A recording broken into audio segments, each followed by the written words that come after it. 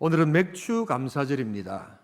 맥자는 보리 맥자에 추자를 가을 추자로 씁니다만 이 추자는 가을 추보다는 결실할 추로 해석해야지 이게 맥추 감사의 개념이 됩니다. 그래서 보리를 결실하는 절기로 한국은 봄의 끝을 뜻합니다. 구약에서는 이 절기가 유월절 절기 후 7째 주가 지나서 온다고 해서 77절이라고도 합니다. 요 사이는 이 맥추절에 대해서 간혹 교회들이 소극적인 두 가지 이유를 가지고 있습니다. 첫 번째가 구약의 의식법에 속하는 절기인 이 맥추절은 은혜의 시대인 우리 시내산 언약이 구약의 언약인데 은혜 언약 아래에 있는 사람들과 연속성이 없다 이렇게 봅니다. 또 한 가지는 보리 농사를 짓지도 않는데 현대 도시인들에게 적용성이 부족하다 이렇게 이야기를 합니다. 한편으로는 이해가 되지만 복음의 풍성한 은혜를 놓치고 있는 약간은 부족한 성경 이해에 속합니다.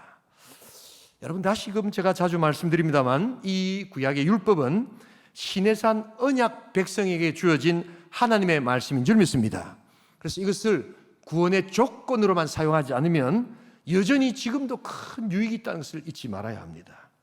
또한 두 번째로 이 의식법과 같이 신약에 완전히 폐지된 것도 죄책감을 더하는 방식이 아닌 복음의 정신을 찾기 시작하면 신약에서도 우리 특별히 초신자들에게 복음의 가이드라인으로 아주 명료한 가르침이 될 수 있다는 점에서 꼭 말씀을 배워야 될 줄 믿습니다.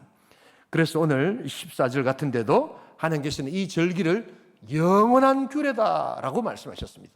영원한 규례니까 지금 신약에서도 이것이 여전히 유효하겠지요. 그래서 신약의 적용 가능성을 하나님께서는 열어놓으셨다는 것을 잊지 말아야 합니다. 우리 오늘도 맥추 감사절의 복된 정신을 복음의 정신과 함께 하나님께 올려드리는 귀한 성도, 귀한 교회 될 수 있기를 주님의 이름으로 축복합니다.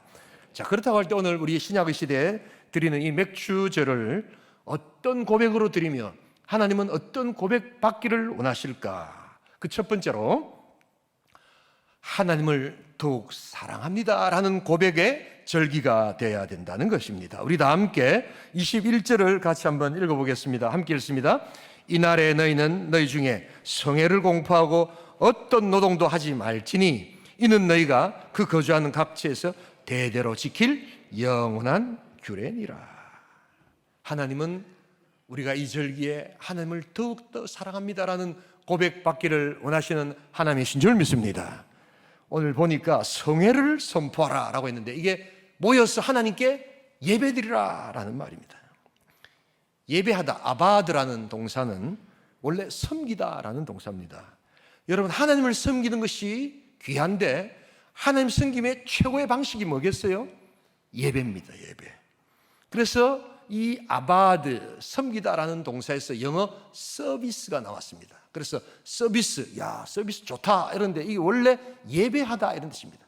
그 예배하다는 것에서 하나님 빠지고 난 다음에 상대방을 도와주고 섬길 때 이게 서비스다 이렇게 이야기를 합니다.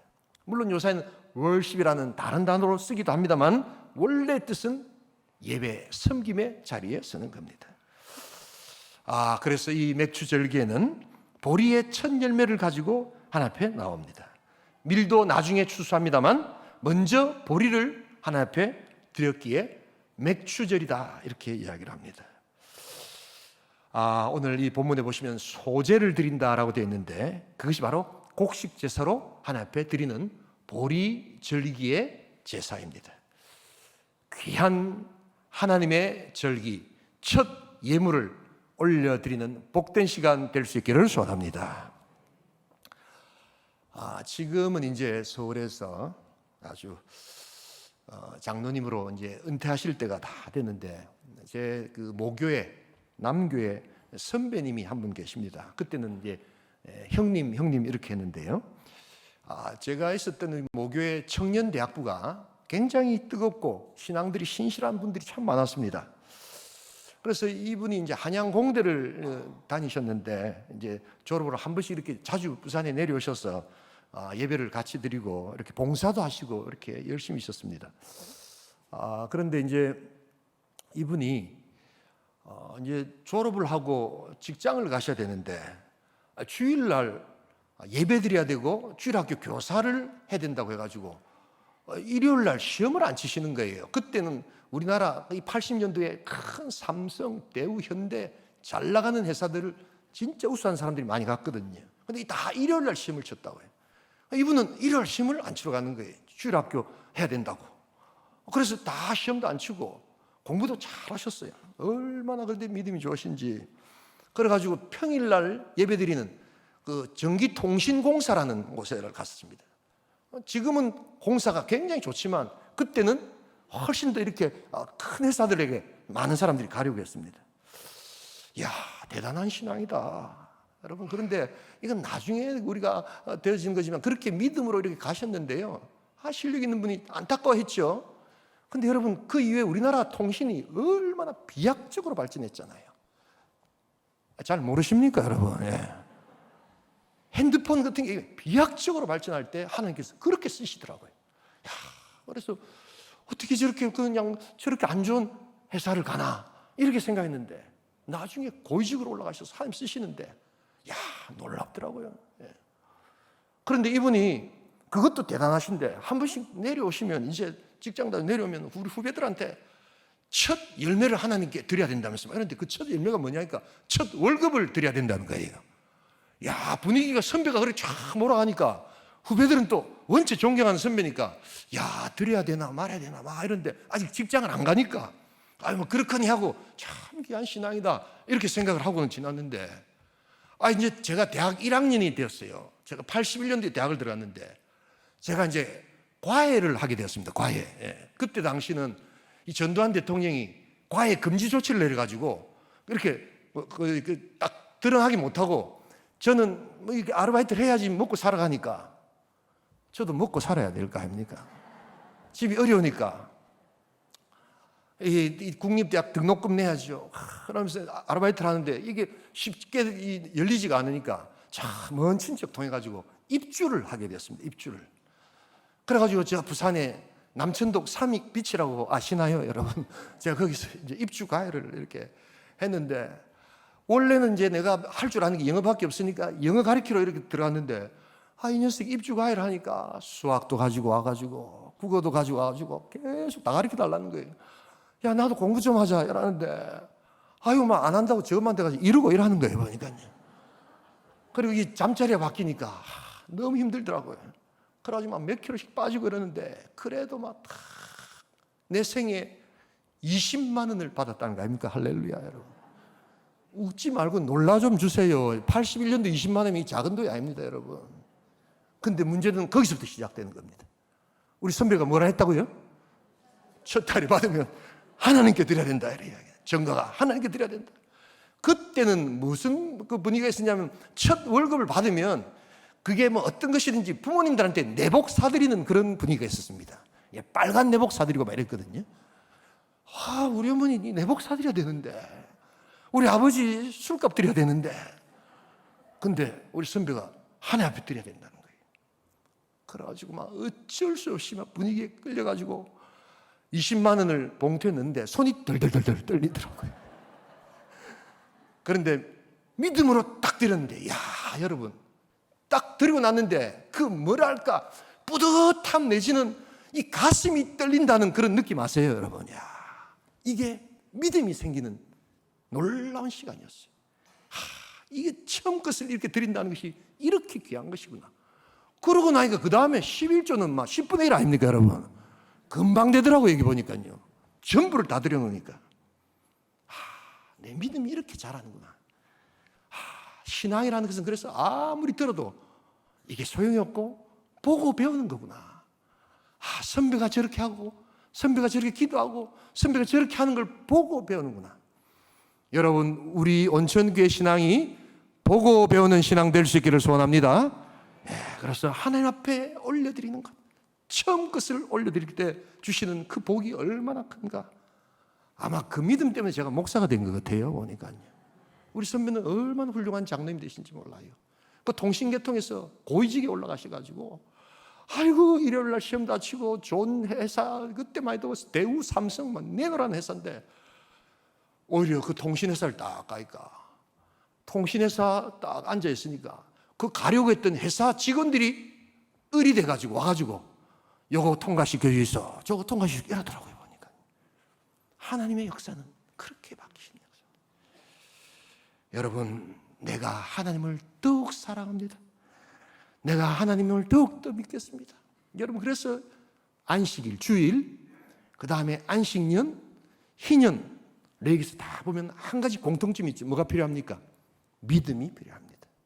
주의 날 예배 드리는 것, 아무리 바빠도 내가 꼭 시간 내서 하나님께 예배합니다. 여러분, 이건 믿음이 있어야 됩니다. 하나님께서 반드시 복을 내려 주실 줄 믿습니다. 하나님 더욱 사랑합니다라는 오늘 2023년 맥주 절기 될 수 있기를 주매로 축복합니다. 두 번째로 오늘 우리가 맥주 절날 드리는 고백은 하나님을 더욱 사랑합니다라는 고백의 절기고, 두 번째는 이웃을 더욱 사랑합니다라는 고백의 절기가 된다는 것입니다. 우리 다 함께 22절을 같이 한번 읽어보겠습니다. 너희 땅에 곡물을 벨 때 밭 모퉁이까지 다 베지 말며 떨어진 것을 줍지 말고 그것을 가난한 자와 거류민을 위하여 남겨두라. 나는 너희의 하나님 여호와이니라. 오늘 이 성경은 이 맥주절 절기 때 이 곡물 추수의 방식에 대해서 이야기를 좀 하고 있습니다. 근데 뭐라고 이야기합니까? 추수 때 모퉁이 것들을 베지 말라는 겁니다. 그대로 두라는 겁니다. 그리고 추수하다가 떨어진 이삭을 다 가져가지 말라는 겁니다. 얼마 정도 했을까? 나중에 미시나라고 성경 다음으로 유대인들이 해석하는 책들을 보면 10분의 1을 두라 이렇게 되겠습니다. 왜 그럴까요? 오늘 성경은 이야기합니다. 그것을 누구를 위해서요? 가난한 자와 거류민을 위하여, 다른 이방 종들, 이런 사람들도 먹고 살아야 될 것 아니냐라고 남겨두라는 것입니다. 바로 이 맥주 절기의 정신은 내가 이웃을 사랑합니다. 이웃과 함께 살아가겠습니다. 10분의 1은 하나님께 드리고 또한 10분의 1은 반드시 가난한 이웃들을 위해서 드리겠습니다 라는 것이 맥주절 복음의 정신이라는 것을 여러분 잊지 말아야 합니다. 그래서 이 구절을 가지고 지금은 이제 은퇴하시고 건강이 안 좋으셔서 참 많이 힘들어 하시지만 우리 목사님 중에 한 분이 이 이삭 줍기라는 것을 한국교회에 알려가지고 엄청난 영향력이 있었지 않습니까? 바로 이 이삭 줍기의 모습. 여러분, 이 이삭 줍기의 하나님을 찬양할 수 있기를 소원합니다. 이 본문을 읽으면 우리 하나님이 얼마나 인간미가 있으신지, 우리 하나님은 냉정하시고 우리 하나님은 막 차고시고 이런 분이 아니라 가난한 자와 또한 힘들어하는 아픈 자들과 고통받는 자들이 함께 상생하시기를 원하고 함께 살아가기를 원하고, 모두가 부자로 살아갈 수는 없지만 모두가 함께 살아갈 수 있는 그런 사회를 향하여 하나님께서는 맥주의 정신을 우리에게 허락하여 주신 줄 믿습니다. 하나님은 인간미가 있으신 분이에요. 여러분, 얼마나 감사한지 몰라요. 지금도 여러분 이스라엘에 가시면 금요일날 안식일이다. 금요일 이스라엘은 안식일 지키지 않습니까? 예, 금요일 해질무렵부터 토요일 해질무렵까지가 안식일이거든요. 그러면 자영업자들이 지금도 마켓에 요 옆으로 가면 한 10분의 1 정도를 딱 내놓습니다. 지금도.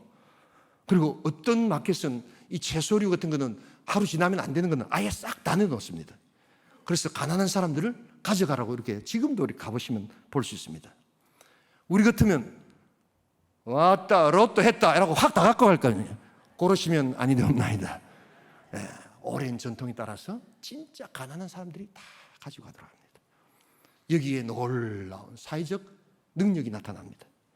그래서 이 유대인들은요, 서로 간에 신뢰 지수가 굉장히 높습니다. 그래서 전쟁이 나든지 무슨 어려운 일이 있을 때 막 우리처럼 다투지 않습니다. 막 옥신각신하지만 금방 사회적 합의를 이룹니다. 왜냐하면 평소 때 함께 살아가는 법을 나누고 배웠기 때문입니다. 여러분, 우리들도 성경으로 돌아가서 이 맥주절 이러한 정신을 우리가 함께 나눠야 될 줄 믿습니다. 그래서 이 맥주 감사헌금 중에는요, 제가 생각할 때는 10분의 1 정도는 반드시 우리 작은 교회, 개척교회, 또 정말 어려운 사람들, 이런 사람들을 도와줘야 되는 당연한 정신이 여기 들어가 있다는 것을 잊지 말아야 합니다. 함께 살아가는 겁니다. 예. 여러분 빨리 가려면 혼자로 가야 되지만 멀리 가려면 함께 가는 겁니다. 그래서 우리가 더욱더 이웃을 사랑하겠습니다. 우리 온천교회가 할 수만 있다면 작고 힘든 개척교회, 또한 어려운 교회 또한 돕겠습니다.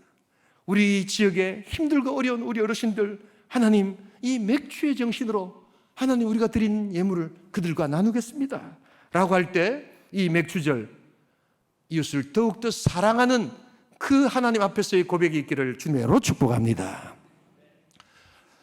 이 성경에 얼마나 하나님이 인간미가 있으신가. 그런데 여러분 돌이켜보면 우리나라에도 이런 좋은 전통이 있었어요. 이런 이야기 한다고 우리 젊은이들 또한 꼰대라고 이야기하지 마세요. 좀 알고 계셔야 된다는 겁니다.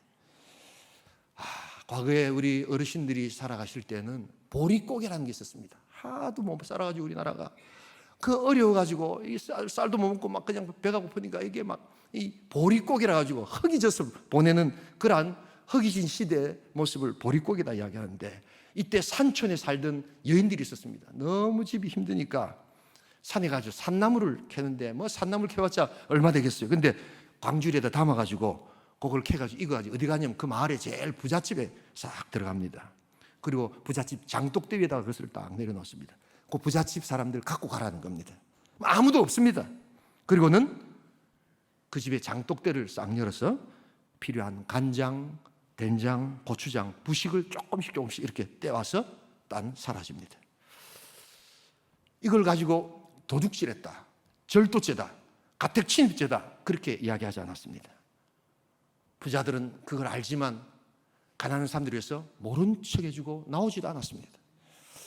또한 가난한 사람들은 아무도 보지 않기에 또한 그것을 가져가지만 비참한이나 아니면 자존감 상하는, 자존심 상하는 그런 일이 없이 아무도 보지 않는 것에서 가져갈 수 있도록 해서 서로를 우아하게 도우며 공존한 법을 우리 조상들이 했다는 것을 여러분 잊지 말아야 합니다. 우리 조상들도 이렇게 아름다운 공존의 삶을 살았지만 이제 어느덧 우리는 이런 것이 다 사라져 버렸습니다. 그래서 여러분 참외서리, 수박서리 이런 서리가 붙은 것은요, 과거에는 이걸 도적질이라고 안 했습니다. 왜냐하면 하도 못 살 때 있기 때문에 그렇게라도 해서 있는 사람들 거를 조금씩 나누어 먹도록 해서 서리를 할 때는 모른 척 해줘야 됐습니다. 아멘 한번 하세요.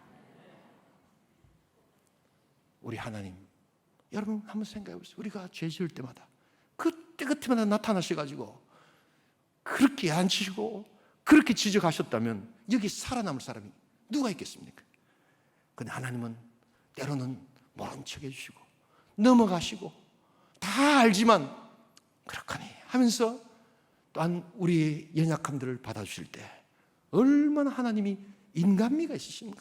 나는 이런 하나님이 너무 좋아요. 내가 이웃을 더욱더 사랑하겠습니다. 내가 이웃을 더욱더 섬기겠습니다.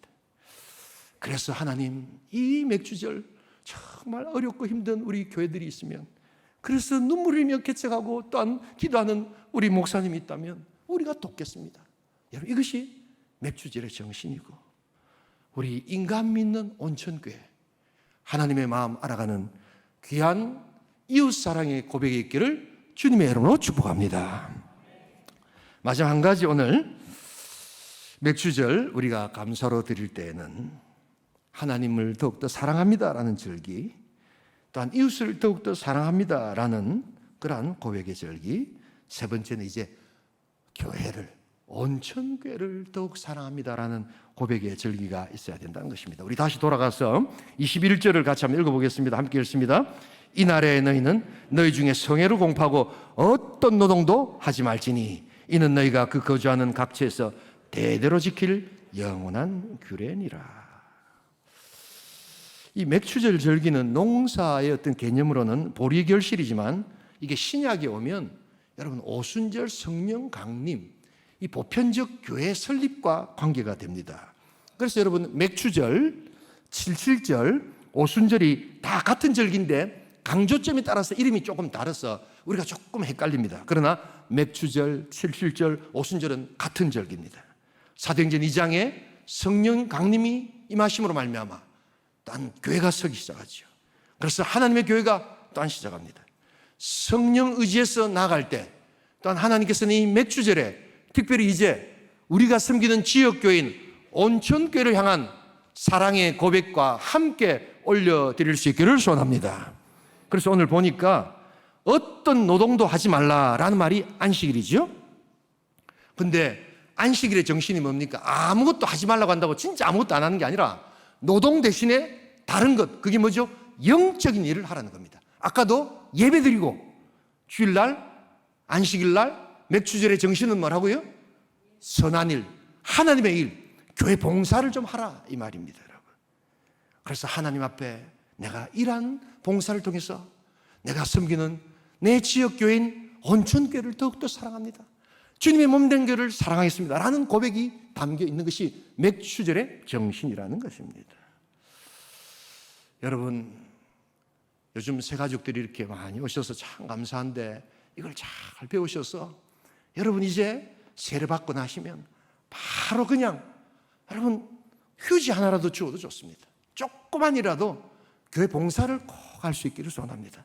그래서 하나님을 향한 내 교회를 향한 내가 섬기는 교회를 향한 사랑의 고백이 있기를 주님의 이름으로 축복합니다. 성령께서 함께하여 주시옵소서.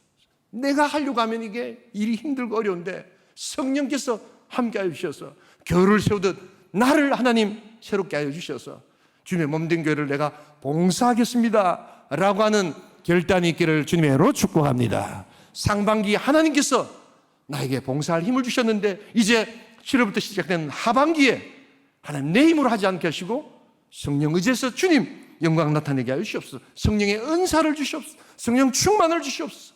우리 그렇게 기도하는 그러한 7월 첫째 주 맥주절이 될 수 있기를 소원합니다. 여러분, 이게 성령 충만이 얼마나 중요한지 몰라요. 바로 하나님께서 이런 맥주절에 복음 정신을 허락해 주셨습니다.